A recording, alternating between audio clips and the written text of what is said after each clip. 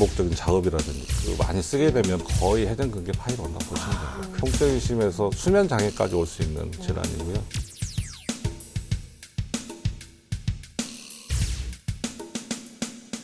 일상생활에 전혀 지장이 없어요. 그게 이제 진행이 되면서 파열이 오는 거기 때문에 한번 진찰을 받아보시면 좋을 것 같아요.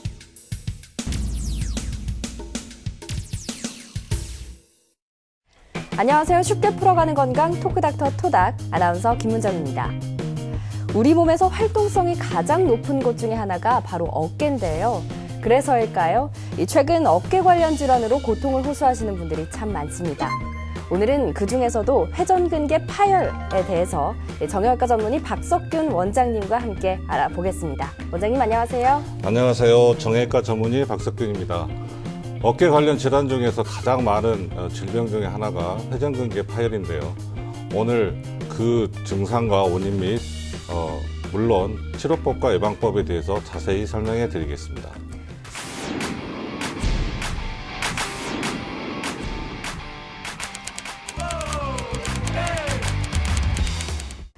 네, 오늘도 함께 해주실 두 분 모셨습니다. 김선혜 씨 그리고 안세영 씨입니다. 어서 오세요. 안녕하세요. 네, 안녕하세요. 안녕하세요. 오늘도 여러분의 궁금증을 확실하게 해결해 드리도록 하겠습니다. 네.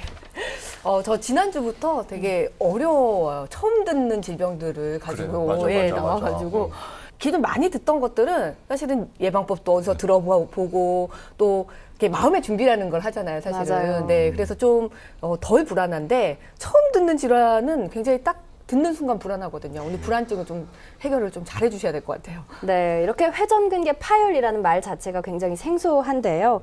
이 원장님, 회전근개, 우리 몸의 어느 부분을 가리키는 말인가요? 저희 어깨를 감싸고 있는 근육 4개를 말씀이라고 생각하시면 되겠습니다. 아, 어깨 근육을 예, 감싸고 있는. 예. 아. 이쪽에 4개가 들어가 있어? 그런가 봐요. 이렇게 좁은 곳에 4개가 이렇게. 네. 예, 아, 그렇구나. 그럼 우리가 어깨가 되게 뭉쳤다고 얘기를 많이 하잖아요. 그래서 네, 네. 어깨 풀어줘야 된다는 네. 얘기를 많이 하는데, 네. 어깨 뭉침하고, 예, 요거하고 좀 관련이 있어요. 관련은 있는데요. 뭉쳤다는 얘기는 꼭 회전근개 파열에 의해서만 오는 것은 아니고요. 오십견이라든지 또 여러 가지 한 50가지 정도 되는 질환이 있습니다. 그 50견은 정말 많이 들어본 것 같아요. 네, 맞아요. 그렇죠? 맞아요. 네. 맞아요. 그러니까 이 회전근개 파열 말고도 관련 어깨 관련 질환들이 굉장히 많을 것 같은데 어떤 질환들이 있는지 간략히 소개해 주시겠어요? 앞에서 말씀드렸지만 한 50여 가지 많은 질환들이 있습니다. 그 중에서 우리가 대표적으로 말씀드리자면 우리 외래를 찾아오는 환자 중에 가장 많은 게 어깨 관절의 염증입니다. 그게 이제 관절염이 네. 있을 수가 있겠고요. 그 다음에 관절 바깥쪽에 주머니가 있어요. 물주머니가 있는데 그걸 점액낭이라고 하기도 하고 윤활낭이라고도 합니다. 근데 그게 염증이 생기는 윤활낭염. 그 다음에 관절 안쪽에서 생기는 활액막이라고 있는데 그 활액막 자체에 염증이 생기는 활액막염. 그 다음에 오십견. 그 다음에 회전근개 파열. 그 다음에 그 추간판 탈출증에 의해서도 올 수도 있고요. 그 다음에 이제 우리가 요즘 가장 많이 접할 수 있는 게 근막통 증후군에서도 어깨 통증이 많이 올 수가 있습니다. 대표적인 게 아마 그 정도지 않을까. 네. 정말 많네요. 정말 다양하네요. 50까지 강아지 나는 이런 뜻인 줄 알았는데 그런 게 아니라 네. 와 정말 많네요. 그러니까. 그 우리가 일상에서 그 어깨를 아무래도 많이 사용할 수밖에 맞아요. 없어서 그런 것 네, 같아요. 네, 그렇습니다. 네. 근데 우리 50견 얘기는 아까 많이 들어보셨다고 하셨잖아요. 네. 근데 우리가 대부분이 어깨가 똑같고 50견인가 이 얘기를 많이 하거든요. 50견하고 우리 회전근개 파열하고 좀 다른 점을 설명을 좀 해주셔야 될 것 같아요. 우리가 이제 예를 들어서 임상에서 보면 오십견과 회전근개 파열의 차이는 환자한테 운동을 시켜보면 알 수가 있어요. 우리가 운동을 시켜보면 환자 보고 손을 들으라 그러면 오십견 제대로 들 수가 없어요. 통증 때문에. 근데 회전근개는 초기인 경우에는 통증이 있다 하더라도 능동적으로 들 수가 좀 있습니다. 그리고 또 특징적인 게 이제 우리가 어깨가 아프신 분들 같은 경우에는 저희들이 보조적으로 손을 들어보면 수동적 운동이라고 그러거든요. 근데 그걸 해보면 오십견 같은 경우는 안 돼요. 근데 회전근개 파열은 들 수가 있습니다. 그 다음에 똑같이 밤에 아프면서 똑같고요. 그다음 회전근개 파열은 초기에는 증상이 아주 심하게 아픈데 시간이 지나면서 통증이 좀 사라지면서 일상생활을 할 수 있는 큰 지장은 없는 것처럼 있어서 많이 마스킹이 됩니다. 환자들이 모르고 그냥 지내는 경우가 오히려 많고요. 더 위험할 예, 수도 예. 있겠네요. 50개는 통증이 계속 오기 때문에 환자들이 병을 많이 찾는데요. 회전근개 파열은 많이 놓치는 경우가 많습니다. 그렇다면 오늘 우리가 알아볼 회전근개 파열 어떤 질환인지 조금 자세히 설명해 주시겠어요? 회전근개라고 하는 게 4개 근육으로 아까 돼 있다고 말씀드렸잖아요. 네. 근데 그게 우리가 앞쪽에 있는 걸 견갑하근이라고 합니다. 하근이라고 그러고 그게 이제 간절적으로 오면서 힘줄로 바뀝니다. 그것을 견갑하건. 그 다음에 상부에 있는 것을 극상건이라고 그러고요. 후방 쪽에 있는 그 근육이 2개가 있는데 극하근하고 소원형건이 있습니다. 4개로 돼 있어요. 그 4개 중에서 1개 이상 파열이 올 경우를 우리가 회전근개 파열이라고 합니다. 그 평소에도 그 생활 습관, 네. 뭐 아니면 운동 이런 거에도 관계가 아주 밀접하게 있는 거죠. 회전근개는 굉장히 관련이 있죠. 네. 운동을 많이 해서 많이 쓰게 되면 반복적인 작업이라든지 그다음에 운동을 어깨 위로 많이 운동하는 그런 스포츠라든지 이런 걸 하게 되면 거의 회전근개 파열이 온다고 보시면 됩니다. 운동을 좀 너무 많이 해도 회전근개 그렇죠. 파열이 올 예. 수 있고. 야구 선수라든지 배드민턴 선수 이런 경우 회전근개가 많고요. 근데 되게 어깨 아프면 되게 짜증나거든요. 왜냐하면 이 팔을 못 움직이면 이 일상생활이 되게 어려움이 많아가지고 네. 그래서 무기력증까지 온다 이런 말씀까지 하시는 분들 되게 많으세요. 그럼 회전근개 파열은 저는 이제 제가 30대니까 연령대가 되게 궁금해요. 저도 올 수 있는 나이대인지 많이 찾아오는 연령대가 있을까요? 30대는 드물고요. 아, 네.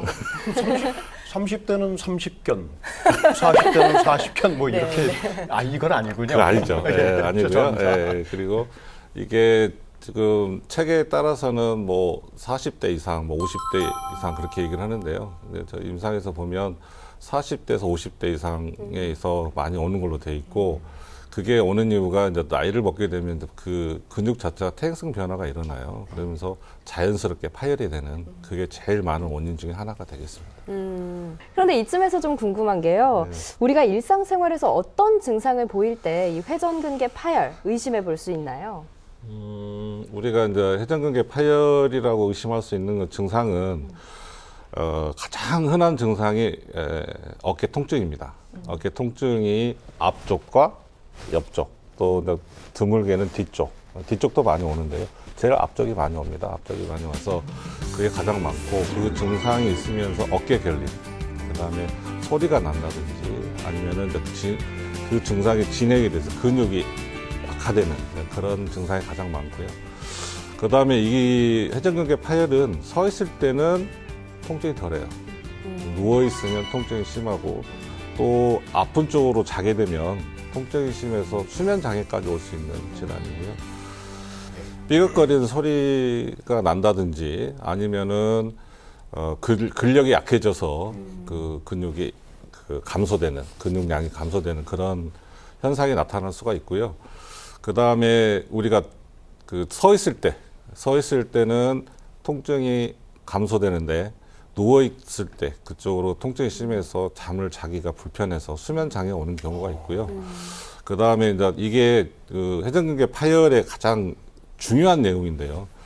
이것을 간과하다 보면 우리가 놓칠 수가 있어요. 뭐냐면 환자분들이 아프다가 한 2, 3주 정도 치료받으면 좋아지거든요.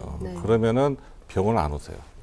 그리고 처음에 치료받을 때 치료하는 의사 선생님이 이게 회전근개 파열인지 아닌지 판단을 해 주셔야 되는데 그게 판단이 안 될 때가 있지 않습니까? 그냥 염증이라고 생각하고 다녔는데 나중에 시간이 지나고 보니까 회전근개 파열이라는 것을 나중에 알게 돼서 되는 경우가 있는데 일상생활은 전혀 지장이 없어요. 그래서 뭐 운전을 한다든지 식사를 한다든지 그 다음에 뭐 사무 앉아서 일을 다 볼 수가 있거든요. 그래서 이게 참 어렵습니다. 그러니까 아팠다가 아프지 않게 되더라도 증상은 계속 진행되고 있기 그쵸. 때문에 예, 병이 병원을 진행되고 계속 있습니다. 내원을 예, 해줘야 예, 한다 예. 이런 예, 말씀이시군요. 네. 아, 전 요즘 신랑이 자꾸 등을 돌리고 자는 거예요. 그래가지고 왜 등을 자꾸 돌리냐 그랬더니 이쪽으로 자면 아프다는 거예요. 저를 보고 어깨가. 자면 내 어깨가 아프다는 거예요. 그래서 제가 핑계 대지 마라 예, 이러면서 되게 구박을 있었던 기억이 있거든요. 근데 이 근개 그 파열도 회전근개, 우리 예. 회전근개 파열을 의심할 수도 있겠네요. 그건 아니고요. 네. 그건 아니고 이제 가정에 문제가 있는 아, 거겠죠. 그런가요? 네. 그게 아니고요. 반성을 좀 해야 되는 그건 아니시고 네. 제가 볼 때는 회전근개 파열보다는 염증일 염증일 수도 있고요. 염증일 수 있으니까 네. 회전근개 건염일 가능성이 제일 많습니다. 근데 그게 이제 진행이 되면서 파열이 오는 거기 때문에 한번 진찰을 받아보시면 좋을 것 같습니다. JTB 토크닥터 토닥. 오늘 어깨 통증의 주범 회전근개 파열을 주제로 함께하고 계신데요. 이제 그 원인과 증상에 대해서 더 자세히 알아보겠습니다.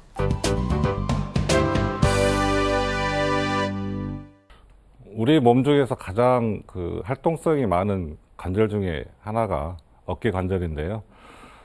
우리가 회전근개를 무리하게 사용하다 보면 회전근개 손상이나 파열이 올 수 있는데 그걸로 인해서 우리 일상생활에 지장을 초래하게 됩니다. 그렇게 돼서 우리가 이제 오늘 배우려고 하는 것은 회전근개 원인과 증상을 좀 알면 많이 도움이 되지 않을까 싶습니다. 네.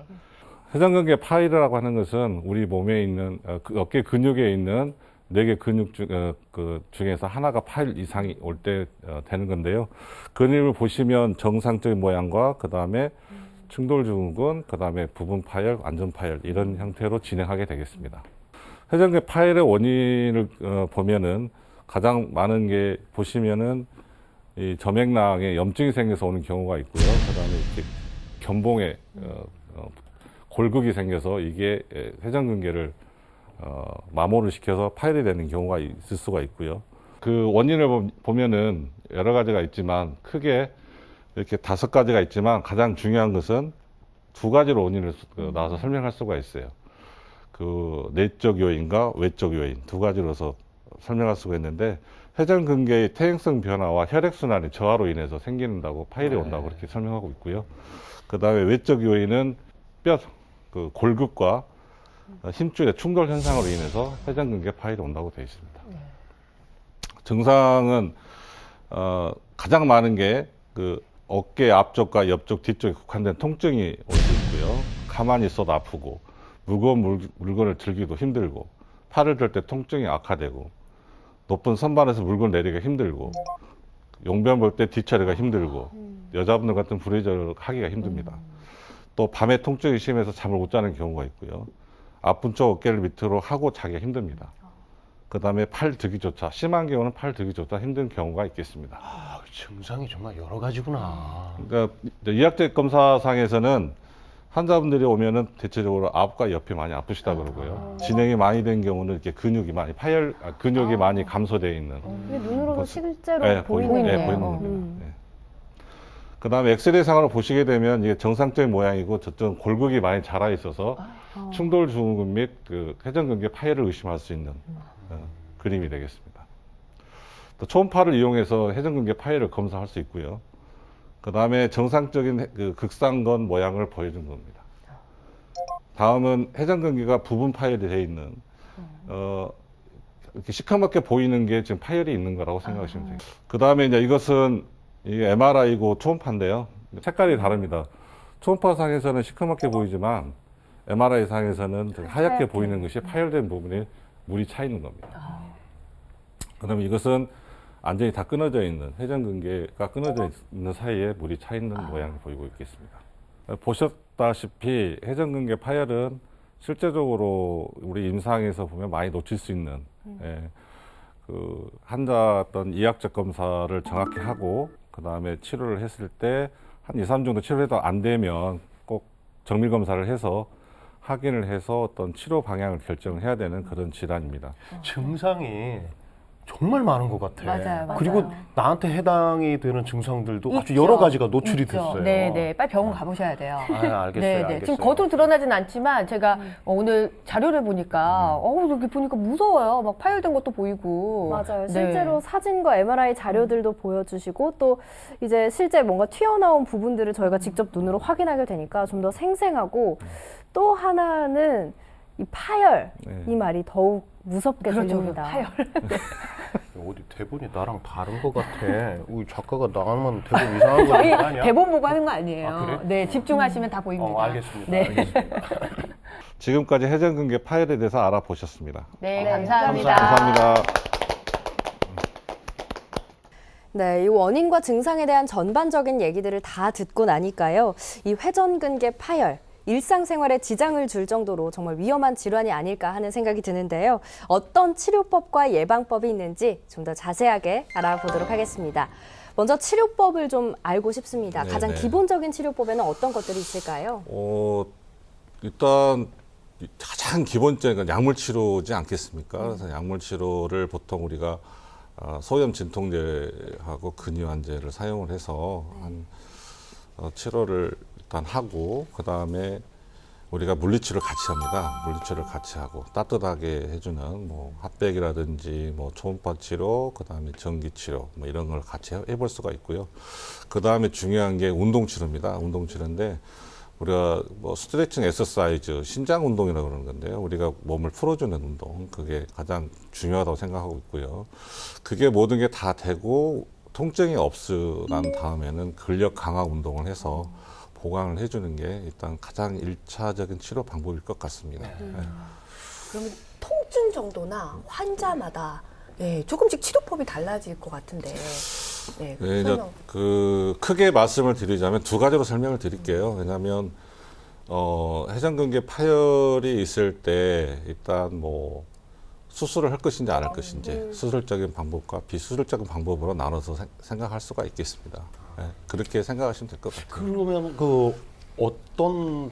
어떤 때 다 수술을 하는 건 아닐 거 아니에요? 수술을 하지 않을 때 또는 수술을 해야 할 때 이거에 그걸 대해서 구분을 해야 되겠죠. 예. 네, 근데 그게 이제 가장 기준이 되는 게 환자의 나이도 생각을 해야 되고요. 그 다음에 그 회전근개 파열의 정도, 그 다음에 그 사람의 활동력, 그 다음에 손상 정도, 환자가 얼마나 심한지, 또 관련된 어떤 질환이 같이 겹쳐 있는지 이런 것을 종합적으로 판단을 해서 우리가 이제 비수술적 방법을 할 것인지 수술적 방법을 할 것인지 결정을 하는데요. 보통 우리가 보존적 치료를 비수술적 방법을 하는데 통증이 없을 때는 수술을 안 합니다. 그게 가장 중요한 겁니다. 환자가 회전근개 파열이 다 4개 근육이 다 끊어져 있어요. 근데 환자가 통증이 없어요. 그러면 수술을 안 합니다. 그리고 나이도 중요합니다. 나이가. 우리가 보통 75세 이상 고령인 경우에는 통증이 아주 심하지 않으면 그냥 보존적 치료, 비수술적인 방법으로 가고요. 그 다음에 이제 우리가 그 부분적으로 손상된 경우가 있어요. 조금만 찢어진 경우는 그런 경우는 요즘은 그 대체요법이 많이 나와요. 그래서 콜라겐을 거기다 주입을 한다든지 뭐 DNA 주사를 놔서 회복되는 경우도 있다고 하고 있고 저도 그 방법을 사용하고 있고요. 그런 경우는 거의 비수술적인 방법을 하고. 네, 선생님 지금 비수술적 치료에 대해서 말씀해 주셨잖아요. 수술적 치료는 또 언제 하는 건지. 보존적 치료를 3에서 6개월을 했는데도 호전이 없이 계속 통증이 있을 때는 당연히 수술을 해야 되고요. 전증으로 파열이 있으면서 통증이 심할 때, 그 다음에 활동성이 많은 젊은 사람이 있으면서 전증으로 치료됐을 때, 그 다음에 근육 이상이라든지 다른 어떤 근력 약화가 동반되어 있을 때, 그럴 때는 꼭 수술적 치료를 해야 되지 않을까 생각됩니다. 네. 어깨가 갑자기 아픈 증상일 때, 나 혹시 회전근개 파열인가 이런 걱정 충분히 할 수 있잖아요. 그렇죠. 이거는 술하고도 관계 없는 거잖아요. 그러니까 그럴 때 자가 진단을 해볼 수 있는 방법은 좀 없을까요? 그 어깨 손을 이렇게 들어보시면 안 들어질 때가 있어요. 이렇게 들어보면 그러면 어느 정도 들은 상태에서 손을 더 올리면 올라갈 때가 있어요. 그것은 회전근개 파열인데 그것을 정확하게 확인을 하려면 손을 내려봅니다. 위에서? 네, 위에서 내려보면 갑자기 뚝 떨어져요. 힘이 뚝 없어요. 이게 뚝 떨어지는 것은 회전근개 파열이라고 생각하시면 됩니다. 올렸다가 내렸는데 툭 떨어지면 정말 쉽게 진단을 또 해볼 수가 있네요. 그러니까 우리가 일상생활에서 어깨 근육 정말 많이 쓰고 있잖아요. 정말 많이 쓰이는 만큼 관리도 참 중요할 텐데 이 회전근개 파열을 막는 기본적인 예방법을 좀 알려주실 수 있을까요? 저희들이 5가지 정도 설명을 하고 있습니다. 환자분들한테. 근데 그게 가장 중요한 게 자세, 올바른 자세가 중요하고요. 네. 두 번째 스트레스. 스트레스고 세 번째는 혈액순환입니다. 혈액순환은 뭐냐면 이걸 따뜻하게 보온해주는 거 어깨를 따뜻하게 좀 중요. 내가 어깨가 아파요. 어깨가 아픈데 여기가 차가운 것에 있으면 혈액순환이 안 되게 되면 혈액 공급이 안 되고 영양 공급이 안 되기 때문에 문제가 돼서 꼭 따뜻하게 해줘야 되고요. 네 번째는 무거운 걸 이쪽으로 들면 안 돼요. 아픈 쪽으로. 짐을 들면 안 되고. 그 다음에 다섯 번째는 스트레칭입니다. 스트레칭. 우리가 이제 운동을 할 때 스트레칭하는 방법이 있는데 여기서 한 가지 저희들이 많이 하는 방법 중에서 으쓱 쫙 있어요. 어깨 펴주는 거. 그러니까 그게 뭐냐면 우리가 어깨를 약간 올려보셔봐요. 이렇게. 올린 상태에서 가슴 펴세요. 그래가지고 뒤에 우리 견갑골에 등에 뼈 있잖아요. 저는 안 되는데 그것을 딱 붙여보세요. 같이. 뼈를 붙이는 날개뼈를. 날개뼈라고 그러죠. 최대한 붙여서 이렇게 5초 정도. 어깨를 올린 상태에서 5초 정도 유지를 하게 되면 우리가 회전근개 파열이라든지 어깨 질환이 이 거북목하고 둥근 어깨에서 많이 오거든요. 네. 그래서 우리가 사무직이나 뭐 일을 하실 때 꼭 어깨를 든 상태에서 쫙 가슴을 펴주시고 한 5초 정도 유지해 주시면. 어우, 이거 굉장히 시원한데요. 네, 그러죠. 네. 원장님, 이거 말고도 다른 운동법들이 있을까요? 어깨 주위의 근육을 좀 강화시킬 수 있는 간단한 운동법이 있습니다. 다 따라서 할 수 있는 건데요. 그냥 맨손으로 하는 것보다는 이렇게 한 1kg짜리 아령을 들고 하시는 게 좋을 것 같습니다. 이렇게 아령을 들고 하거나 물병 같은 네, 데 물을 상관없습니다. 채워서 꼭 이거 해도 사실 필요 없어요. 네, 좋을 것 같아요. 삐띠병 뭐 500ml짜리라는 네. 그거 들고 하면은 뭐 똑같지 않겠습니까? 원장님 풍채는 어울리지 않는 무게라고 생각하는데. 저기 집에 이것밖에 없더라고요. 아니 너무 잘 어울리시네. 네. 그래, 감사합니다. 네, 이제 알려주세요, 네. 원장님. 일단 어깨를 힘을 서 있는 상태에서 하는 게 제일 좋은 건데요. 일단은 서 있는 상태에서 어깨에 힘을 뺍니다. 빼서 우리가 이렇게 손을 뒤로 앞으로 올립니다. 이때 숨을 내쉽니다. 그리고 내릴 때 숨을 들어 마시고. 이걸 한 10회 정도? 이런 식으로 해서 하시고 어깨를 힘을 주면 안 되고요.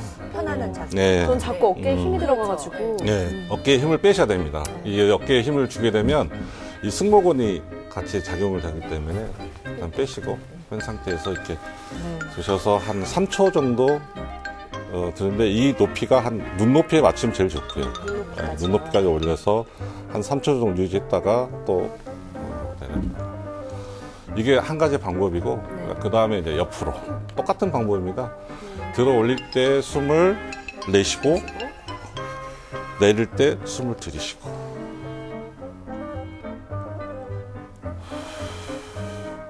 (3초) 정도 유지하시고요. 그때 중요한 건 역시 마찬가지 어깨에 힘을 안 주고 뺀 상태에서. 네, 네. 근데 잠깐 했는데 좀 부드러워지는 느낌이 있어요. 네, 그렇지 않아요? 그럼요. 네, 네. 제가 오늘 저기 선혜 씨 조심해야 되겠는데? 네, 왜요? 어깨 다 풀렸답니다. 조심하시기 네네. 바랍니다. 네, 오늘 이렇게 어깨 통증의 주범, 회전근개 파열에 대해서 이야기 나눠봤는데요. 두 분 오늘 어떠셨나요? 물론 이제 저는 예방을 해야 되는 사실 네. 나이인 것 같아요. 그래서 자세 항상 바르게 스트레스 안 받으려고 노력해야겠구나. 맞아요. 네, 네. 그 건강은 행복의 근원이라는 말도 있잖아요. 예. 그냥 그렇단 얘기입니다. 네, 건강 조심하세요. 아유. 네, 계속 보고 싶습니다. 병 주고 약 주고라고 하죠. 이런 걸 보고. 네, 원장님 끝으로 이 오늘 질환, 이 회전근개 파열과 관련해서 우리 토닥 시청자들께 당부 말씀 부탁드립니다. 회전근개 파열은 진단을 정확히 받으셔야 되고요.